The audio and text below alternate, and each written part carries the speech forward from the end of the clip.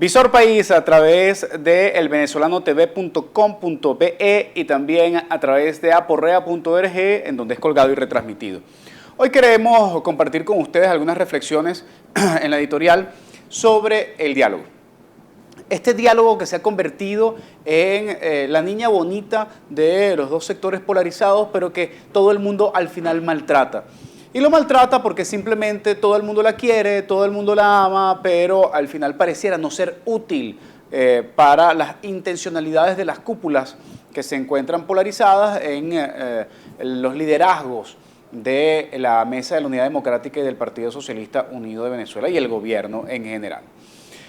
Si nos damos cuenta en relación con la utilización del diálogo como recurso retórico para la parte del discurso del gobierno, pues parece ser una herramienta muy útil y que le ha facilitado la posibilidad de ganar tiempo en estos últimos 3 años.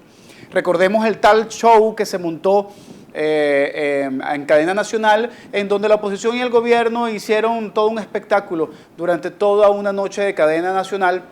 Por cierto, uno de los programas más sintonizados del país desde hace muchos años, solamente para no quedar absolutamente en nada, sino en insultos, improperios, etc. Por otra parte, tenemos el hecho de que la oposición venezolana ahora niega la posibilidad del diálogo porque se siente confiada de que tiene la mayoría después del resultado del 6 de diciembre y sobre esa estrategia, incluso este es el único país en donde el dirigente principal de oposición, o por lo menos uno de los principales de oposición, se da el lujo de negarse a una invitación pública y reiterada por parte del presidente de la República a dialogar. Y este es el único país en donde por televisión el presidente de la República tiene que jalarle mecate al dirigente o a uno de los dirigentes de oposición para que haya algún tipo de diálogo, como ha dicho el presidente Maduro, face to face. Además, en una clara estrategia por parte del gobierno venezolano de tratar de generar una intencionalidad de conflicto a lo interno de la oposición.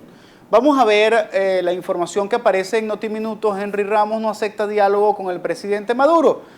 Disculpen la imagen, es la que quedó capturada, no es la Guardia Nacional, es Henry Ramos Alup, el que efectivamente se da el tupé de rechazar la posibilidad del diálogo, diciendo que como él no es el líder supremo de la oposición, cosa que desearía sin duda alguna, pero que siendo señalado por parte del presidente de la República como esto, por supuesto que es un mecanismo inmediato que genera repulsión por parte de los diversos sectores de la Mesa de la Unidad Democrática, y si Henry se sienta a dialogar con el presidente Maduro en las condiciones de los términos convocadas por parte del presidente Maduro, entonces estaríamos erigiendo a Henry Ramos Alup como el líder supremo de la oposición. Bueno, resulta ser que en ese juego tan perverso, ninguno de los dos en verdad quiere dialogar. Son unos hipócritas que solamente utilizan el discurso del diálogo de una manera falsa, convenientemente porque el Interlace dice que el 74% de los venezolanos está de acuerdo con el diálogo, e ir en contra del diálogo sería absurdo. Pero el grave problema que tenemos hoy es que el diálogo se cree como la única herramienta de solución del conflicto, pero un diálogo entre dos, cuando el país realmente somos más de dos. Vamos a ver la siguiente gráfica y la tomamos de la información del estudio más reciente de Data Analysis, hecho en mayo, el 16 de mayo.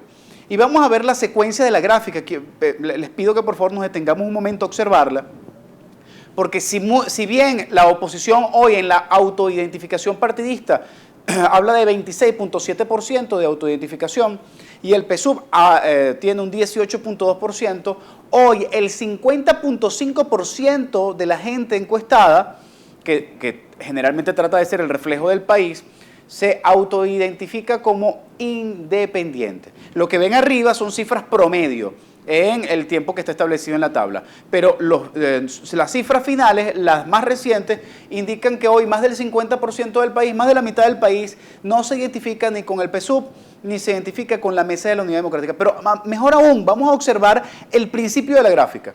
Y observemos cómo en abril del 2013 el 40% de la gente se identificaba con el PSUV, mientras que hoy es el 18.2%. Y solamente el 30.8% de la gente se identificaba independiente, mientras que hoy se identifica 50.5%. Y de la oposición, el 18% se identificaba independiente perdón, de la Mesa de la Unidad Democrática, y hoy es el 26.7%. Y si vemos las variaciones de la oposición, nos damos cuenta que está en una variación entre el 17 y el 26%, el 28%, perdón, no, sí, 26%, que es un rango más o menos en donde el crecimiento no ha sido tan increíble o tan vertiginoso como el de los sectores independientes. ¿Qué quiere decir esto en pocas palabras? Primero, que los independientes se han engordado como consecuencia de que los chavistas dejaron de ser del PSUV y se fueron a un sector independiente, pero no se pasaron a la Mesa de la Unidad Democrática en su mayoría. Y la gente que se ha ido del PSUV ha ido corriéndose mayoritariamente hacia un sector que no se identifica con la oposición y algún porcentaje se ha terminado corriendo a la Mesa de la Unidad Democrática. Pero en general el chavismo se ha desplazado hacia un sector independiente. ¿Qué quiere decir esto? Que hoy más del 50% de la población venezolana no se siente identificada y no podría sentirse identificada con un diálogo solamente entre la Mesa de la Unidad Democrática y el Partido Socialista Unido de Venezuela. El diálogo no puede ser entre dos y fundamentalmente no lo puede ser cuando el diálogo está centrado en las críticas, en el dime y direte y en el ver quién se queda con el poder, mientras el país lo que está pidiendo son propuestas y resolución de los problemas económicos del país. En este sentido, lo que parece más pertinente es que la convocatoria del diálogo primero sea un poco más amplia, de otros sectores, incluyendo otros sectores. ¿Y cuál sería la condición para incluir a esos otros sectores? Se preguntaría cualquiera. Bueno, que tengan propuestas para el país, que tengan la posibilidad de plantear propuestas serias y viables, y sobre eso entonces abrir el abanico que permita que no se detenga el diálogo si alguno de los actores se retira o piensa que no es adecuado porque no me gusta con quien estoy interlocutando. Eso sería realmente un diálogo serio en un país que queremos. Ahora, hoy el diálogo que está planteado, insisto, es entre dos, y ninguno de los dos quiere verdaderamente dialogar porque eso implicaría llegar a acuerdos. Y el gobierno lo que quiere es llegar al 2019 y la oposición lo que quiere es salir del gobierno ya. Esto no descarta, por supuesto, la necesidad de que el referéndum revocatorio sea un derecho y que ese derecho se aplique de manera correcta en función de la capacidad que tenga la gente de decidir si este gobierno continúa o no. El diálogo tiene que ser absolutamente ajeno al proceso de referéndum revocatorio, porque el referéndum revocatorio es un derecho. Entonces, en ese sentido, se nos tranca el juego, pero aún a pesar de ello, seguimos formulando propuestas para que esto sea viable. En el próximo segmento vamos con el análisis de matrices de opinión y en el último segmento vamos a ir con la presentación de una rueda de prensa que se desarrolló en la sede de Marea Socialista. Ya regresamos.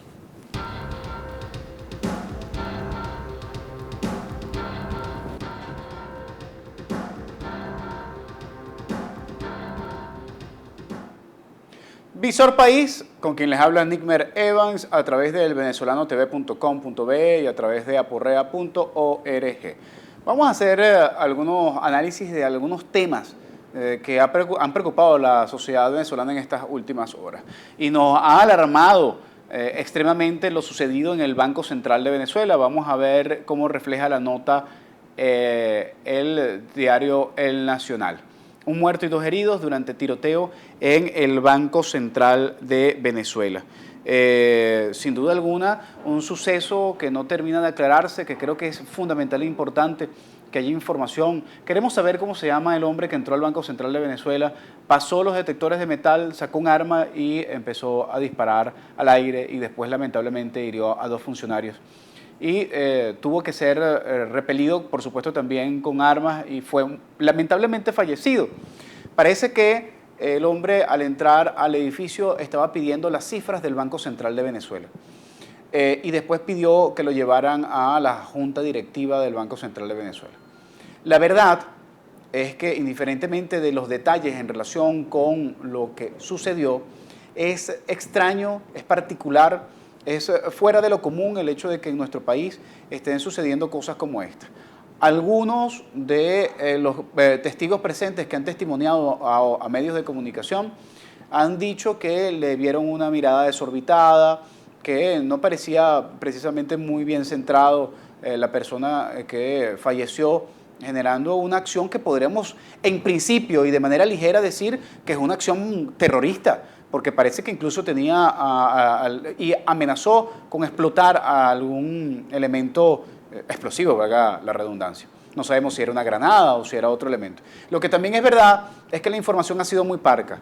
Lo que es verdad es que los medios de comunicación han tenido dificultades para acceder a la información concreta y los voceros oficiales han sido mediocres en relación con el acceso al detalle de lo que ha pasado en este sentido. El país merece transparencia en relación a las cosas que pasan. Si había una acción y este señor estaba vinculado con algún sector político, si fue una acción individual, si fue un producto de una acción de desequilibrio, pero lo que es sorprendente es que haya puesto en riesgo su vida de esa manera. El venezolano no tiene esa actitud.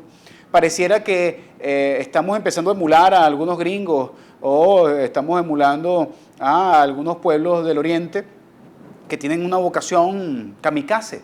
Pues no lo creo. En todo caso, no creo que haya sido el Estado Islámico el que envió a este señor, sino un poco la generación de las circunstancias del país que pudieron presionar a alguien con algún tipo de desequilibrio. Pero, insisto, no debemos presuponer cosas. Creo que lo importante es, para evitar este tipo de especulaciones, que haya información oficial, señores del Banco Central de Venezuela. Y así como Merentes es bueno para que se le escapen algunas fotos por las redes sociales, también debería ser bueno para dar una explicación en relación con estas circunstancias. Vamos a la otra información, que la tomamos del estímulo. En el estímulo vamos a ver una información en el área económica. Moody's ve probable un default en Venezuela este año. Nosotros lo hemos estado diciendo ya desde hace algún tiempo. El problema no es que sea una situación forzada. Lo que estamos convencidos es que debe ser una acción planificada. El hecho de que haya una suspensión del pago de la deuda externa, porque hoy los 7.000 millones de dólares que estamos por pagar entre octubre y noviembre de este año, aparte de las pequeñas cuotas que se van desembolsando mensualmente, nos hacen falta en este momento para los medicamentos de los niños que mueren en nuestros hospitales y de nuestros adultos mayores que lamentablemente no están cumpliendo con sus tratamientos y por ello están poniendo en altísimo riesgo su salud. Es un problema de responsabilidad de Estado, no es un problema de malcriadez. No estamos diciendo por una vocación izquierdista, comunista, ultrosa, que no se pague la deuda externa. Es que necesitamos esos recursos para poder satisfacer las necesidades que hoy requiere nuestra población. Pero además también lo advierten ya algunos calificadores de riesgo y algunos analistas internacionales financieros. Están diciendo que Venezuela podría entrar en esta circunstancia y antes de que eso enriquezca a alguien más, porque estos calificadores de riesgo entonces inciden en los intereses que debe pagar Venezuela e incrementa la deuda, porque estos calificadores de riesgo viven fundamentalmente de eso, de esos bonos que nos convierten en basura. Es mejor que de una vez tomemos una decisión en relación con eso. Vamos a ver esta información, también de un estudio reciente de Data Analysis, en donde se le pregunta a la gente, ¿qué tan creíble es para usted que el Estado venezolano no cuente con recursos para el pago de la deuda externa? Y un 51.9% dice que es muy creíble, o que es creíble el hecho de que no haya recursos para pagar la deuda externa. O sea, el venezolano en general no es pendejo y sabe que no tenemos real. Es más, fíjense en el otro detalle, el 42.9% de los chavistas encuestados dicen que no tenemos real para pagar. El 58% de los independientes dicen que no tenemos y el 50.7% de los de oposición dicen que no tenemos real para pagar. O sea, aquí es un país que mayoritariamente está claro que no tenemos recursos para pagar deuda externa, no nos va a caer de sorpresa. Y aún a pesar de que nos han ocultado las cifras, pues sin embargo, la gente tiene conciencia de que si no tiene el producto de su necesidad en el anaquel, porque el gobierno no tiene con qué importar, mucho menos vas a tener con qué pagar una deuda. Y se debe ser responsable en ese sentido. Lo otro es sin duda alguna caer en un plano terrible de irresponsabilidad y no buscar el refinanciamiento y generar una auditoría de esa deuda también sería una gran torpeza por parte del gobierno. Pero estamos esperando a ver si reaccionan en algún momento. Vamos con la última información de este bloque. La tomamos de aporrea.org, Es una serie de entrevistas que se están haciendo, en este caso a Ramón Rosales, en el marco de la entrega del recurso de nulidad contra el decreto 2248 ante el Tribunal Supremo de Justicia sobre lo del arco minero. Se aprovechó para hacer una serie de entrevistas a algunos exministros del gobierno del presidente Chávez, entre ellos Ramón Rosales, y él nos dice lo siguiente: nos estamos demarcando del presidente Maduro porque va en contra de lo que Chávez nos dejó. Junto a este acto estuvo también Annelise Osorio, Héctor Navarro, e incluso estuvo Gustavo Márquez y Cliver Alcalá Cordones. Son personas que tuvieron altísimas responsabilidades en el gobierno del presidente Chávez y que hoy se pronuncian marcando distancia en relación con los errores que se cometen por parte del gobierno del presidente Maduro. ¿Qué está pasando dentro del chavismo? Está surgiendo y emergiendo un chavismo distinto, alterno, crítico, que no tiene absolutamente nada que ver con el gobierno de Maduro. ¿Será el gobierno de Maduro chavista? En el próximo segmento vamos a ver una rueda de prensa con Gonzalo Gómez y otros personeros que hemos mencionado, también desmarcándose del allanamiento de Marea Socialista. Ya regresamos.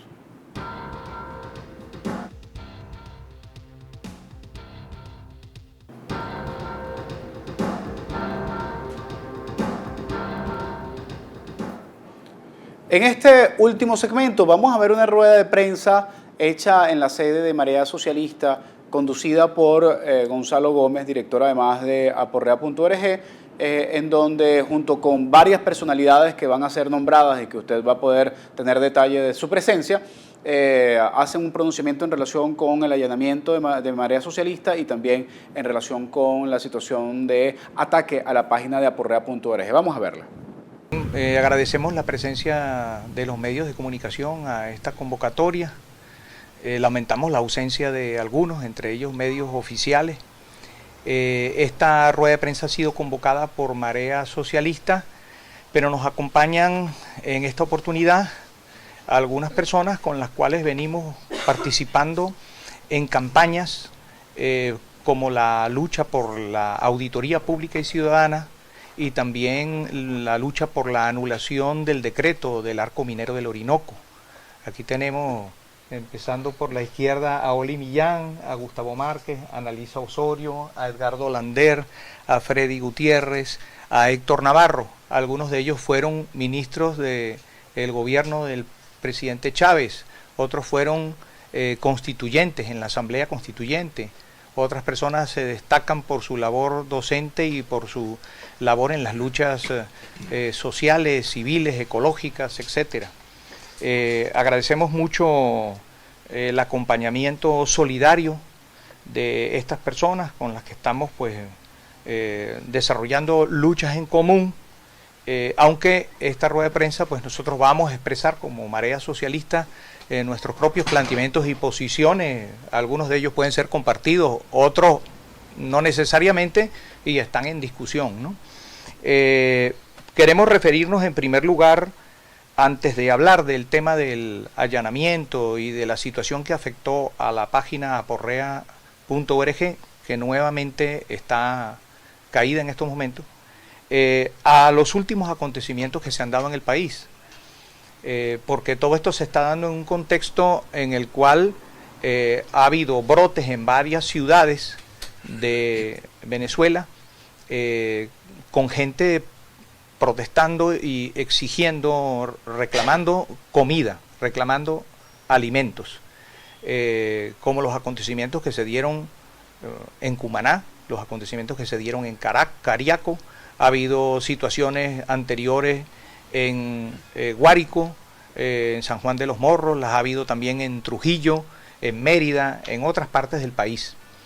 Y más allá de la posibilidad de que aparezcan sectores pescando en río revuelto en estas acciones, lo fundamental que hay que tomar en cuenta es que se dan en una situación en que la gente no encuentra solución a la problemática del abastecimiento de comida y del abastecimiento de medicinas, y lo más importante es ofrecer soluciones urgentes y no caer pues en la típica respuesta represiva que era común en anteriores etapas de la historia del país.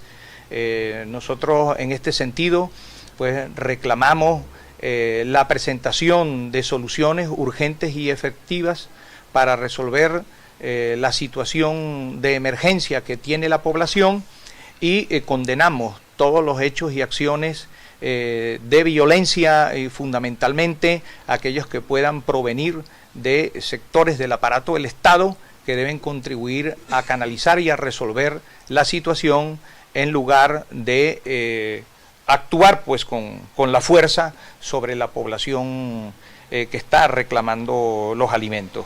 De eso vamos a hablar porque tenemos algunos planteamientos, algunas propuestas sobre cómo afrontar la situación de emergencia. Ahora, en este contexto es que se ha dado la situación de la semana pasada del allanamiento de este local, este mismo local donde ustedes están, donde se presentó el día 10 de junio una comisión fuertemente armada del SICPC con una orden de allanamiento donde se les pedía buscar objetos de interés criminalístico en este lugar. Esa orden estaba firmada por la juez Denise Bocanegra Díaz y estaba referida a una investigación que se cursa por ante la Fiscalía 123 de el Ministerio Público. Acaban de llegar el profesor Esteban Emilio Monzongi, indigenista, ecologista, igualmente Santiago Arconada, que nos acompañan también en estas luchas que hemos mencionado. Continuando con la exposición, en esa orden de allanamiento no se menciona la persona o las personas objeto de esa práctica. Lo que se menciona es simplemente una causa judicial de la cual no tenemos conocimiento, se da ahí el número en la orden de allanamiento y que desconocemos a qué se refiere. No hemos recibido ninguna explicación de parte de la juez, no hemos recibido ninguna explicación de parte de la Fiscalía 123, simplemente hemos tenido conocimiento vía Twitter y vía una llamada telefónica del director del SICPC que solicitaba información sobre lo ocurrido a gente de nuestro equipo operativo nacional y que manifestaba que la actuación no tenía vinculación con Marea Socialista, pero nosotros llevamos prácticamente 3 años en este lugar, ya ustedes están viendo el espacio, que es lo que tiene, donde hacemos foros, conferencias, ruedas de prensa. Ellos tenían la orden de llevarse computadoras, de llevarse pendrives, de llevarse documentos, chequeras, supuestas divisas o documentos de operaciones comerciales de cualquier tipo, de propiedades, etcétera. Y aquí, bueno, no hay absolutamente nada de eso, ¿no? Y pues nosotros pensamos que independientemente de que se pueda hablar de un hecho que no tiene relación con Marea o de alguna posible confusión, para nosotros esto es una tapadera de una acción retaliativa, una acción intimidatoria, una acción de amedrentamiento. Bueno, vimos entonces a Gonzalo Gómez y a todas estas personalidades, exministros y funcionarios del gobierno del presidente Chávez pronunciándose en relación con esta situación de ataque a Marea Socialista y a porrea.org. Con esta información nos despedimos, no sin antes invitarlos a que comenten, a que reproduzcan, a que generen algún tipo de crítica en relación con el contenido de este programa a través del correo, mi correo personal, nickmerevans@gmail.com, o lo pueden hacer también a través de consultoresvisor360@gmail.com. Un abrazo del tamaño de la patria grande.